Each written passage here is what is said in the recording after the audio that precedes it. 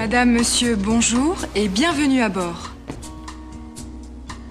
Nous allons bientôt décoller. La tablette doit être rangée et votre dossier redressé. L'usage des appareils électroniques est interdit pendant le décollage et l'atterrissage. Les téléphones portables doivent rester éteints pendant tout le vol.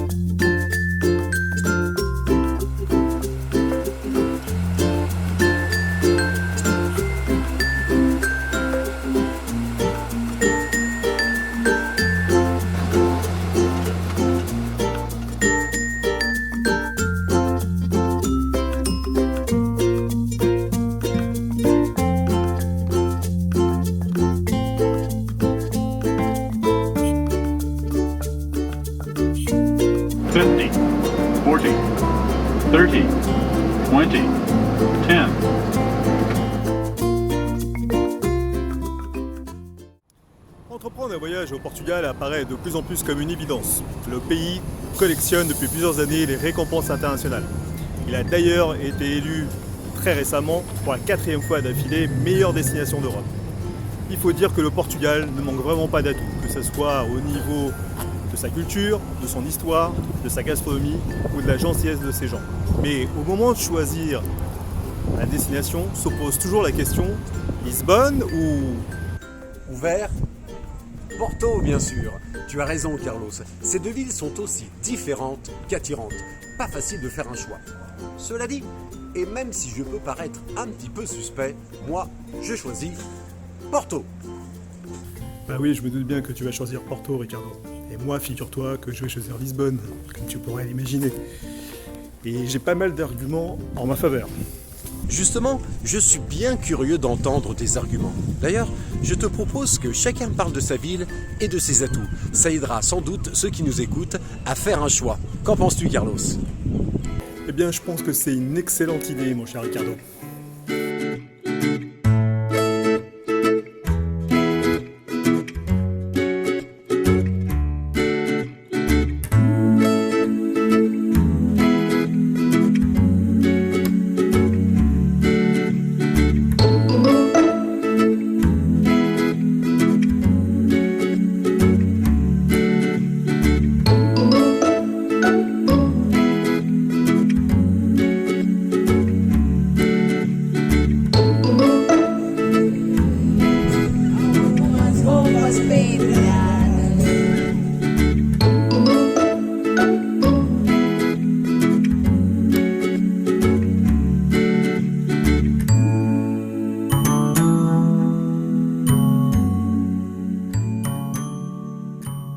Tu n'es pas sans savoir, Carlos, que venir à Porto, c'est découvrir une partie des racines du Portugal.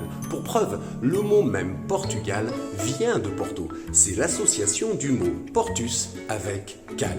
En effet, il y a longtemps, durant l'Antiquité, probablement au début de l'âge de fer, un peuple se fixe au sommet d'une colline où l'on trouve aujourd'hui la cathédrale de Porto. Proche de celle-ci, des fouilles archéologiques ont mis en évidence des habitats en pierre de forme circulaire témoignant de ce passage. Plus tard, durant le 1er siècle avant Jésus-Christ, le peuple romain arrive sur ces terres qu'on nomme Cal. Au pied de cette colline, là où l'on trouve aujourd'hui la Ribera de Porto, se développe un port commercial, un port Portus. Ce port devient important au point de s'associer au village de Cal, qui devient alors Portus Cal. Portus Cal donnera son nom à la région durant les reconquêtes chrétiennes, puis au pays Portugal. Tu vois, Portugal s'appelle Portugal. Ça s'appelle pas Lisbogal. Dis-moi, ça démarre fort à ce que je vois. Bon, écoute, si Porto a donné son nom au pays, figure-toi que Lisbonne en est sa capitale depuis 1255. Ce que je te propose, c'est de te parler un petit peu plus de l'histoire de Lisbonne. Allez, viens avec moi. Ah, viva Lisboa! Tudo bem, tudo bem.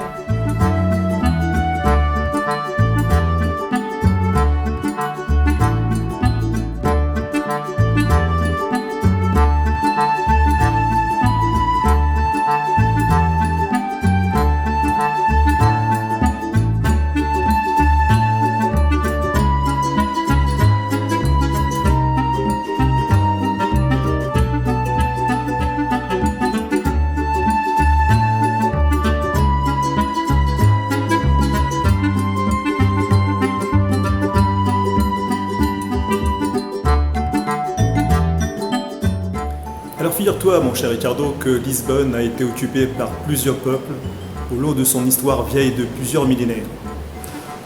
Au départ, on a eu les Phéniciens, ensuite les Romains, les Visigoths, et enfin les musulmans,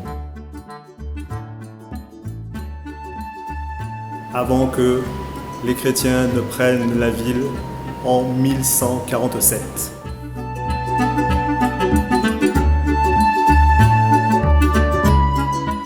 Ricardo, sais-tu qui est ce personnage juste derrière moi? Il s'agit du marquis de Pombal, encore un lisse-boîte de référence, celui-là même qui a permis que le vin de ta ville, de Porto, puisse être ce qu'il est aujourd'hui. C'est également le marquis de Pombal qui a permis la reconstruction du quartier de la Baixa, dans lequel je me trouve, la place du commerce et les rues avoisinantes, qui avaient été détruits par le tremblement de terre, mais c'est lui qui a permis que tout ce quartier soit reconstruit dans un système orthogonal et parfaitement organisé. Pas mal, hein?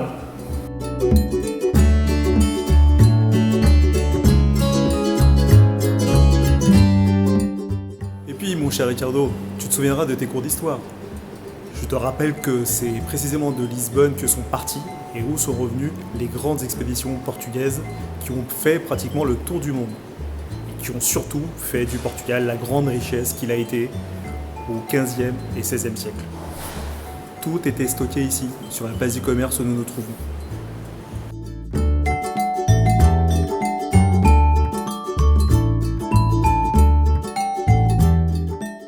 Tu sais Carlos, l'ADN de Porto est fortement marqué par le commerce, je dirais même par les gens du commerce. Ici, on défend le fruit de son travail, on déteste les privilèges héréditaires acquis à la naissance. Élément unique, durant une longue période du Moyen-Âge, les nobles et les hauts membres du clergé étaient même interdits de présence prolongée, pas plus de 3 jours. Ici, il n'y a pas de château, pas de maison royale, mais il y a un esprit travailleur, rebelle, avant-gardiste, innovateur. Regarde un peu. Pas étonnant que ce soit à Porto que l'on voit naître à l'époque la plus haute tour du Portugal et d'Europe en 1763, la tour du clergé.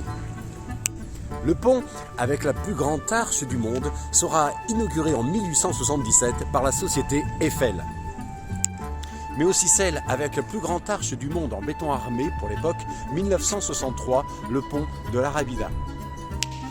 La première césarienne du Portugal sera réalisée ici en 1782 et toujours ici, le premier bloc opératoire du pays en 1856. La première exposition internationale du pays et de la péninsule ibérique s'est passée ici, au Palais du Cristal, en 1865. Si à Lisbonne la ligne 28 est aussi belle que célèbre, c'est à Porto que le premier tram électrique sera inauguré en 1895. Un an après, en 1896, c'est ici que sera filmé le premier film portugais. Le premier gratte-ciel du Portugal, ici à Porto, en 1944, l'édifice Rialto. Même le premier cimetière moderne et romantique du pays est de Porto. Il date de 1833, le cimetière de la Lapa. Très intéressant à visiter. Etc., etc. Et encore, je ne te parle pas de politique, de guerre civile, qui donneront d'ailleurs le surnom à la ville de Porto, la ville invicta, la ville invaincue. Je dis souvent que Porto n'est pas la capitale, mais que beaucoup d'éléments capitaux se passeront à Porto. Ah Ricardo, je te vois venir avec l'histoire des châteaux, des privilèges, etc. Toi aussi tu fais partie de ceux qui pensent que Porto travaille et Lisbonne s'amuse, c'est ça? Eh bien figure-toi que non, Lisbonne travaille également. Et Lisbonne a contribué à faire l'histoire du pays. Derrière moi, tu peux voir notamment cette fameuse chaussée portugaise, ces pavés blancs et noirs, calcaires et de basalte, que tu retrouves dans tout le Portugal et qui sont la terreur des chaussures de ces dames, notamment les talons aiguilles, mais que tu retrouves dans tout le Portugal, disais-je, et également dans les ex-colonies portugaises. Donc sache que tout a commencé ici, sur cette place du Rocio où je me trouve.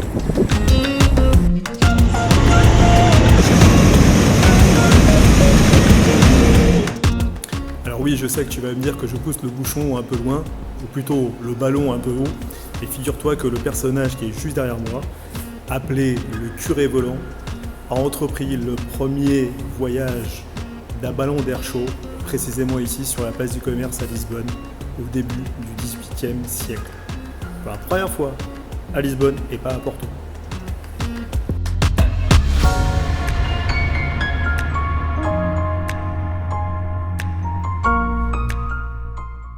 C'est également à Lisbonne que tu trouveras le pont le plus long du Portugal et l'un des plus longs d'Europe. Je te présente juste derrière moi le pont Vasco de Gama avec ses 17 km d'étendue.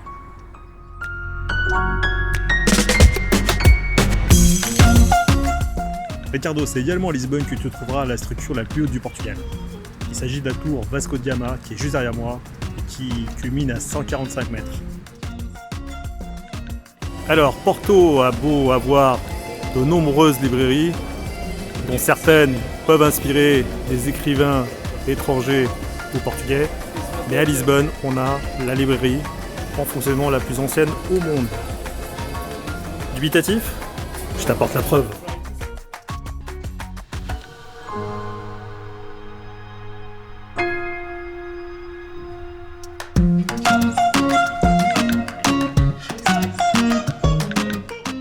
Franchement, Ricardo, tu en connais beaucoup, toi, des villes qui te donnent la sensation d'être en même temps à Rio de Janeiro et à San Francisco?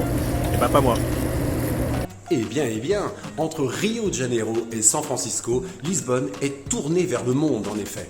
Cela rappelle que les Portugais étaient de grands navigateurs. Et Porto n'est pas en reste, excuse-moi du peu, mais c'est tout de même Porto qui voit naître celui qui est considéré comme le premier à ouvrir les portes des découvertes maritimes portugaises, à savoir l'infant Henri, souvent appelé Henri le Navigateur. C'est aussi Porto qui lui offre la plus grande partie de l'armée qui partira pour la première conquête maritime portugaise en 1415 à Ceuta.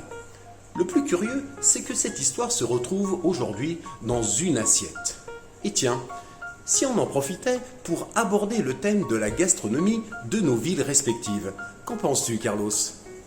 Henri le Navigateur, le monsieur qui est juste là. Bah écoute, j'ai une mauvaise nouvelle pour toi, tu sais qu'il n'a pratiquement jamais navigué. Mais bon, passons. Je trouve que c'est une excellente idée, je sens que ça va mettre en appétit.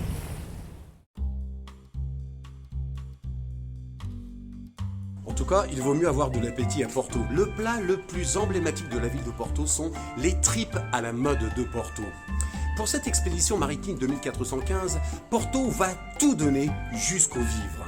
Les bonnes viandes seront pour les marins. Les habitants garderont les tripes. Pour ne pas les jeter, ils seront cuisinés. Ce plat donne même le surnom aux gens de Porto, à savoir tripeiros, les tripiers. Tu vois, ce plat est plus qu'un plat, c'est un trait de caractère. Mais il y a un autre plat qui caractérise Porto, très copieux lui aussi. Viens voir, je vais te le faire découvrir.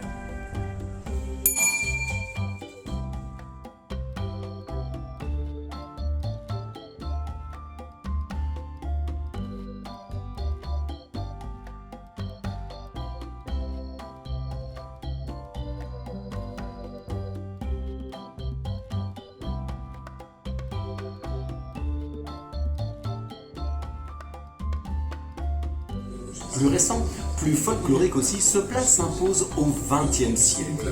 Il s'agit de la francesinha, autrement dit, la petite française.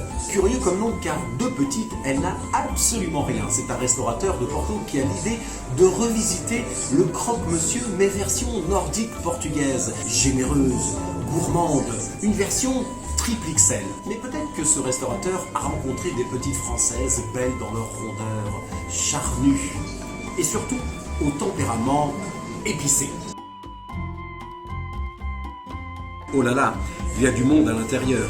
Entre deux tranches de pain, il y a un steak, du jambon, du fromage, de la saucisse, de la mortadelle.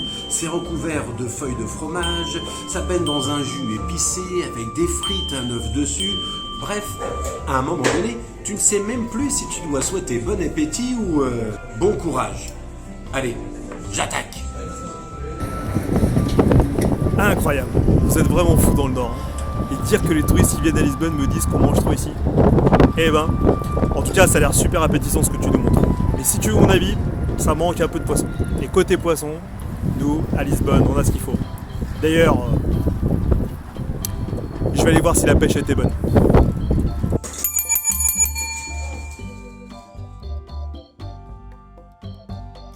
cher Ricardo, que dis-tu de ces plats lourds? Ça donne envie, hein.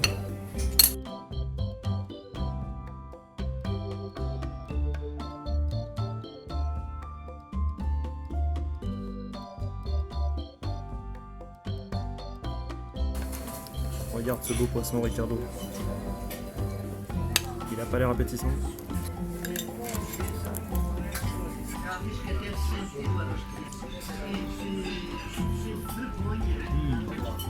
Excellent.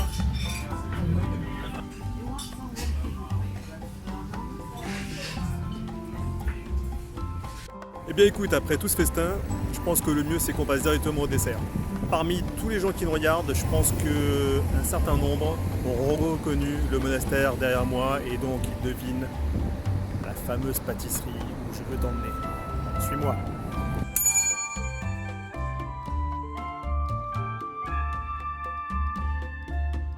Et voilà Ricardo, voilà ce pourquoi les gens font la queue quand ils viennent à Lisbonne. Voici le fameux gâteau connu comme le pastel de Belém. Il remplit les estomacs depuis 1837.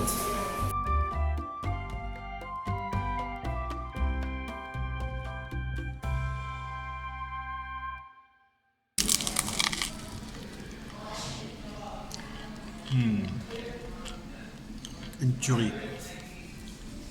Si tu veux accompagner le pastel de Belém d'une petite boisson, rien de tel que de choisir la boisson locale, la gingigne, à savoir cette griotte faite de cerises amères de la région de Lisbonne.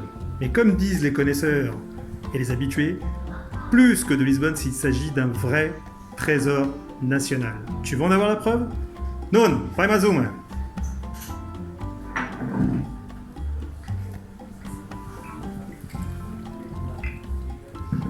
Allez, à la tienne. Très franchement, Carlos, tes plats me mettent en appétit. Mais bon, on a parlé des plats, tu as apporté le dessert, je te propose d'apporter le vin. D'autant plus que Porto, bien sûr, est indissociable de ce milieu, notamment à travers le vin de Porto. Le vin de Porto, d'ailleurs, qui est assez mal connu. On a toujours cette image du vin de Porto qui est au fond du bar. On ne sait plus qui l'a ouvert, ni depuis combien de temps. Bref, le Porto, c'est beaucoup plus subtil. C'est divisé en plusieurs familles très différentes les unes des autres. Chaque famille est encore sous-divisée en plusieurs catégories. Les rubis, les tawny, les 10 ans d'âge, 20 ans d'âge, 30 ans d'âge, 40 ans d'âge, le late bottle vintage, le vintage blanc ordinaire, mais aussi vieux, qui vieillit beaucoup d'années en fût aussi. Bon, bref, comme je te disais. Allez, je t'apporte un 40 ans d'âge.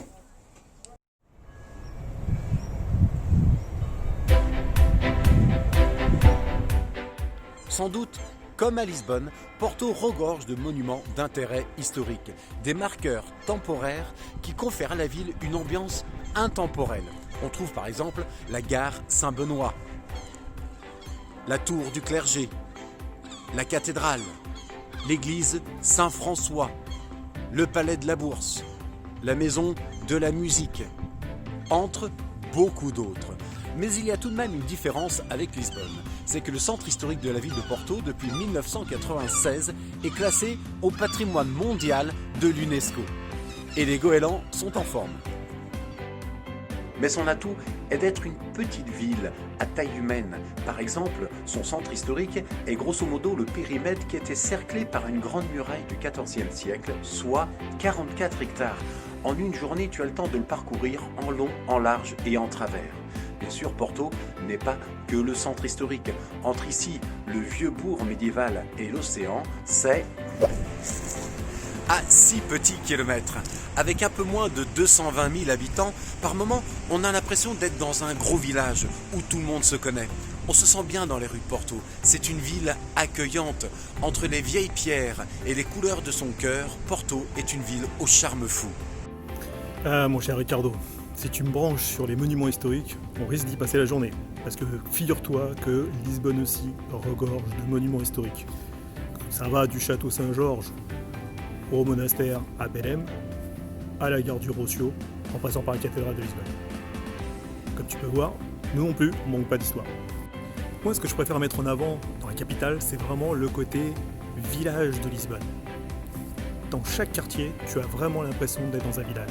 Chacun a un ADN différent, des coutumes, ou des traditions qui varient en fonction de l'endroit où tu te trouves. Que ce soit à Morelia,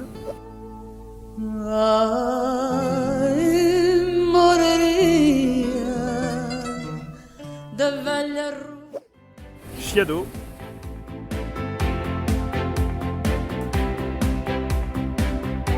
Castelo,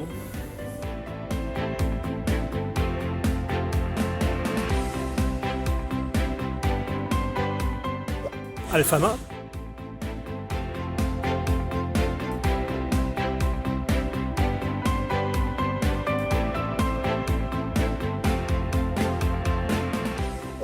ou encore Pica.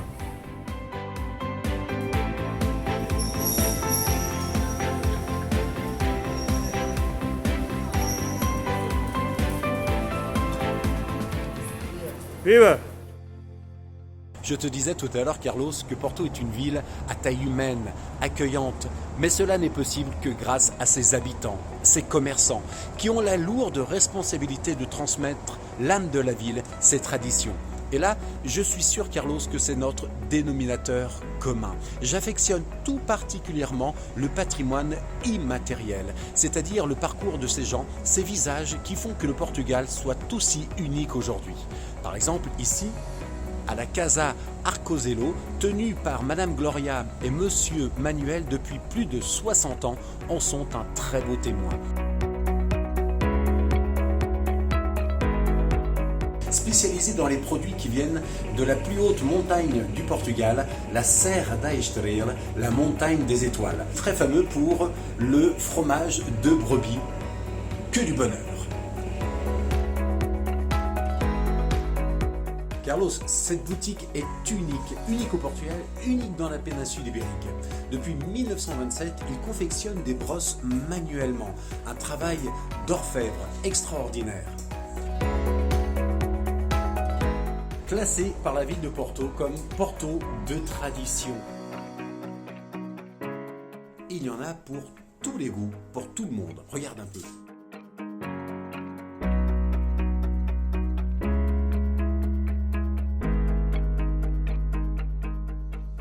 Depuis 1927, la Escovaria Belmonte est tenue par la même famille. Rui est la 3e génération. Son fils, présent déjà, Sergio, la 4e génération. La relève est assurée.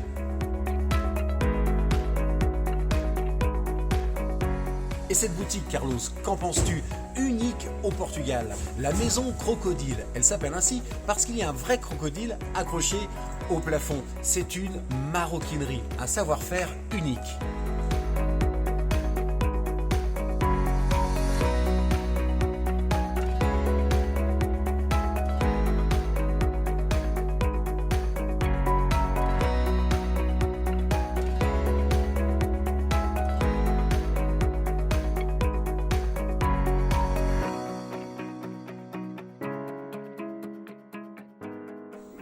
Un autre exemple ici d'une boutique qui est complètement familiale, tenue par Monsieur Louis depuis qu'il est né, puisque c'est son père qui tenait déjà cet établissement, qui est complètement scotché dans le temps, un commerce de tradition qui fait un peu bar, épicerie, quincaillerie, ça fait un petit peu tout.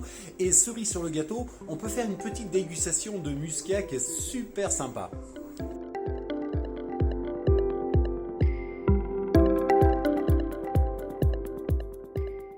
Bien, Carlos, t'as vu, je suis bien reçu avec du saucisson, ce petit muscat du Douro, et comme on dit ici au Portugal, saúde! Saúde!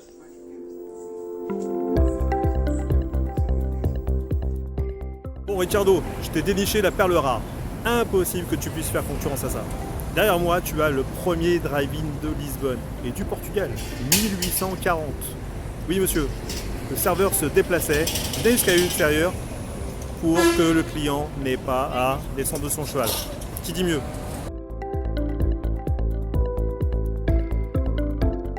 Tarde. Oh Alfredo, estás bom? Bem-vindo a Lisboa. Obrigado. Então, Lisboa ou Porto? Ouvi dizer que para o Porto é preciso passaporte. En parlant de boutique chargée d'histoire, impossible de ne pas venir ici, puisqu'il s'agit du gantier le plus ancien de Lisbonne encore en fonctionnement. D'ailleurs, c'est le seul gantier au Portugal, le seul qui fabrique encore ces gants. Et tu as ici plus de 3000 paires de gants.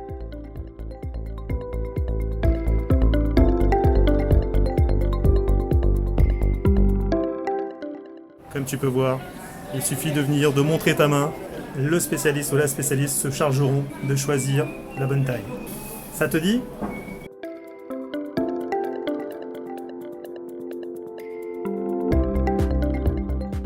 Alors, quand on parle de commerce traditionnel, quand on vient à Lisbonne, qu'on ait une grosse faim ou pas, il y a un endroit qu'il faut absolument visiter et déguster. C'est celui qui est derrière moi. Ricardo, tu devines ce qu'on mange ici ?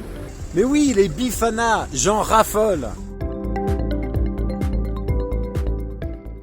Tu l'auras deviné, le produit phare de la maison, ce sont ces bifanas, ces filets de porc que tu laisses mariner bien lentement afin d'obtenir le résultat que tu peux voir.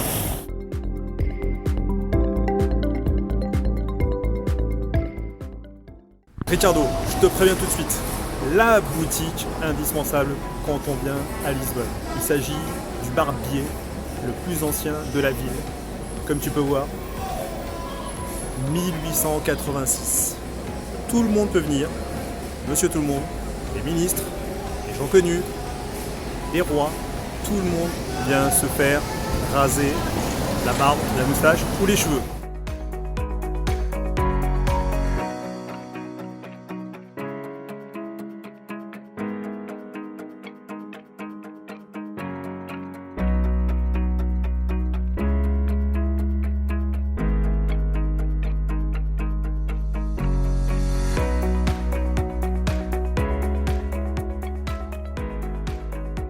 Dis-toi qu'à une époque où on n'avait pas encore d'eau chaude, on invitait les clients à se pencher au-dessus du lavabo, on faisait chauffer l'eau et ensuite ils baissaient la tête en s'accoudant et en laissant les marques que tu vois sur le marron.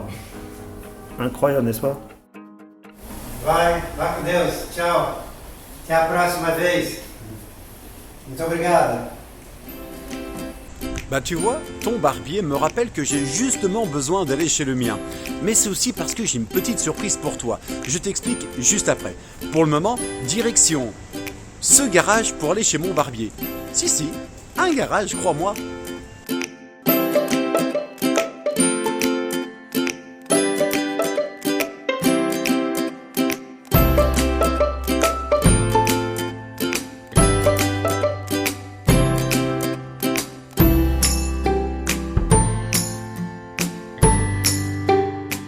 Il ne date pas de 1886 comme le tien. Un jeune, Daniel, a réouvert cet espace dans une ambiance art déco car inséré dans un garage art déco qui date de 1939. À cette époque, seule une certaine élite possédait une automobile. Le garage devait proposer des services pour ces hommes, dont un barbier.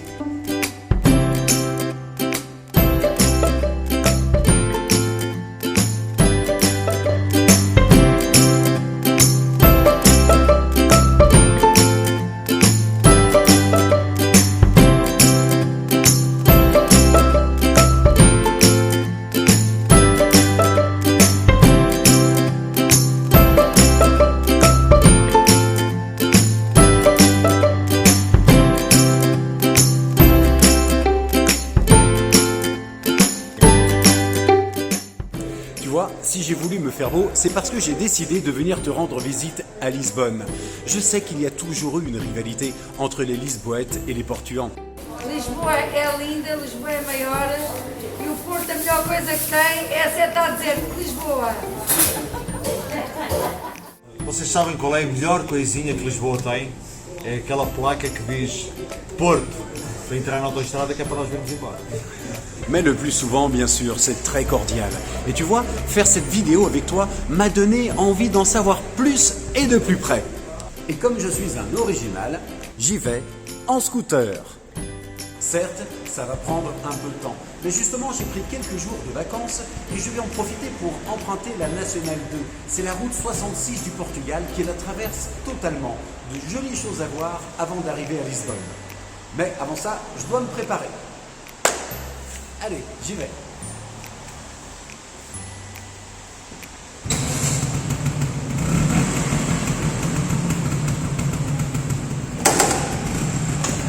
Mais attention, une fois là-bas, je veux que tu sois mon guide. À bientôt, Carlos.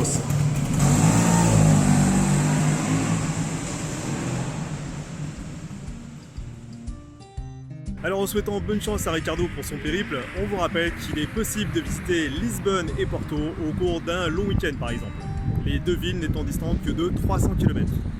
Une distance que l'on peut parcourir par la route, compter sensiblement 3 heures, à peu près le même temps en train, environ 50 minutes en avion. Et puis les plus courageux pourront toujours utiliser un 2 roues. Mais attention, pas un 2 roues à moteur comme utilise Ricardo. Un 2 roues où il faut faire travailler ses jambes. Dans ce cas, difficile à dire combien de temps il faudra pour allier les deux villes.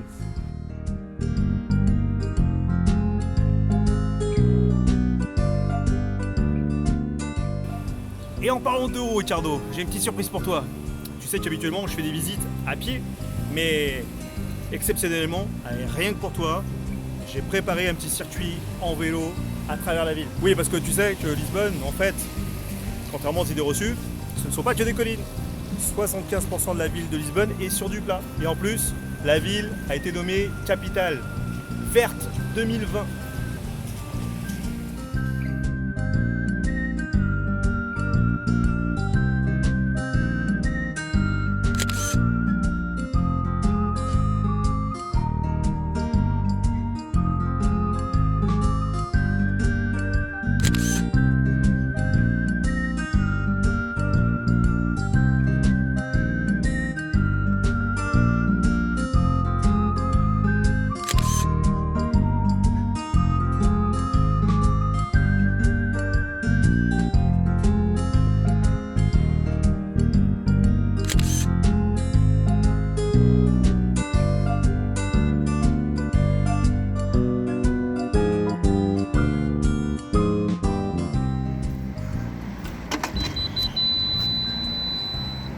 Tu sais quoi, Ricardo? On a au total plus de 150 km de pistes cyclables. Comme je viens de faire, évidemment, comme tu peux voir avec mon air essoufflé. Donc tu vois si t'attends? Allez, viens! Voilà, après ce long périple, je me suis posé un petit peu avec ce cadre idyllique que tu vois derrière moi pour savourer ce petit verre de vin. Comme je sais que tu vas pas arriver tout de suite, je me suis permis de commencer à boire tout seul. Enfin, tarde pas trop non plus, hein. Pour tous ceux qui nous regardent, j'espère que ces images, ces commentaires vous seront utiles. On vous attend très rapidement, très vite à Porto et à Lisbonne. Et si vous n'avez pas tout vu concernant les endroits à visiter, les incontournables, etc., ne vous inquiétez pas, c'est prévu pour un prochain épisode. À très bientôt. Carlos, j'ai retrouvé le monument que beaucoup de Lisboètes préfèrent à Porto, cette plaque qui indique la direction de Lisbonne. Allez, je reprends la route. À très bientôt à tout le monde.